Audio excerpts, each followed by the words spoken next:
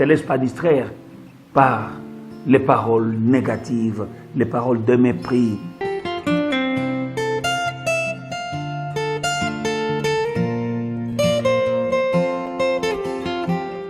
Shalom, bien-aimés dans le Seigneur, pour vous servir, c'est encore l'apôtre Mike Lambois de Foi et Victoire en Jésus-Christ. Bien-aimés, vous allez nous excuser pour la longue absence, c'est-à-dire décembre et janvier sont des mois un peu stratégiques pour le ministère. C'est ainsi que nous avions interrompu notre communication avec vous. Mais nous voilà revenus pour toute l'année. Shalom, que la paix du Seigneur soit avec vous dans cette année. La parole que le Seigneur met à mon cœur à partager avec vous aujourd'hui, c'est la puissance de l'unité. L'unité entre frères et sœurs, l'unité dans une église ou dans une famille, c'est quelque chose que nous ne devons jamais négliger.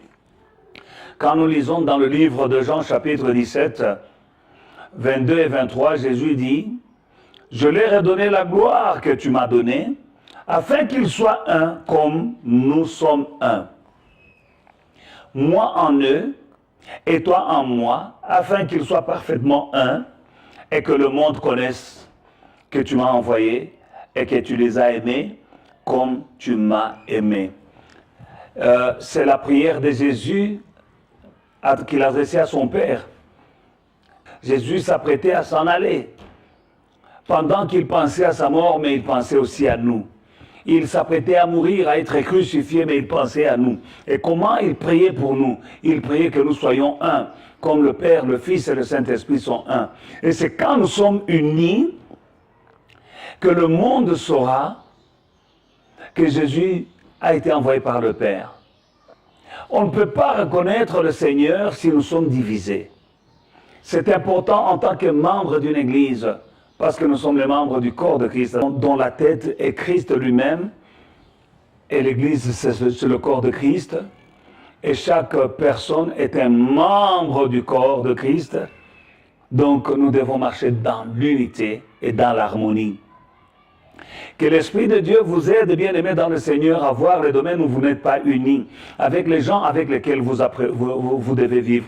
Vous ne verrez jamais la gloire de Dieu aussi longtemps que vous marchez dans la division, parce que notre Dieu n'est pas un Dieu de division, il marche dans l'unité, est un Dieu d'unité, si bien que même notre Seigneur, avant de mourir, il prie le Père pour lui dire « Je prie pour qu'il soit un, comme nous sommes un, le Père, le Fils et le Saint-Esprit. » Et c'est ainsi que le monde connaîtra que Jésus a été envoyé et que Dieu nous a aimés comme il a aimé Jésus. C'est-à-dire du même amour que le Père aimait Jésus, c'est du même amour qu'il nous aime les uns les autres. Marchons dans l'unité, bien-aimés dans le Seigneur.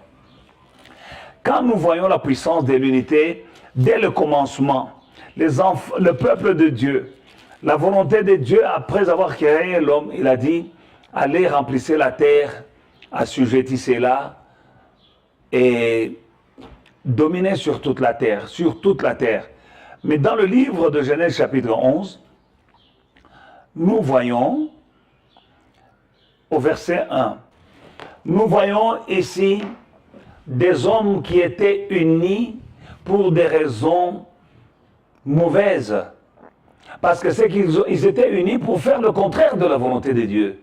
Dieu a dit, allez, remplissez la terre, allez, dominez, remplissez la terre, allez partout. Mais ils ont décidé de faire exactement l'opposé de ce que Dieu avait demandé. Ils ont dit, nous allons bâtir une ville ici, nous allons faire une tour ici, et ainsi de suite. Nous allons faire une tour dont le sommet va toucher au ciel. Pour faire quoi au ciel? Nous ne savons pas. Donc, ils ont décidé de faire le contraire de la volonté de Dieu.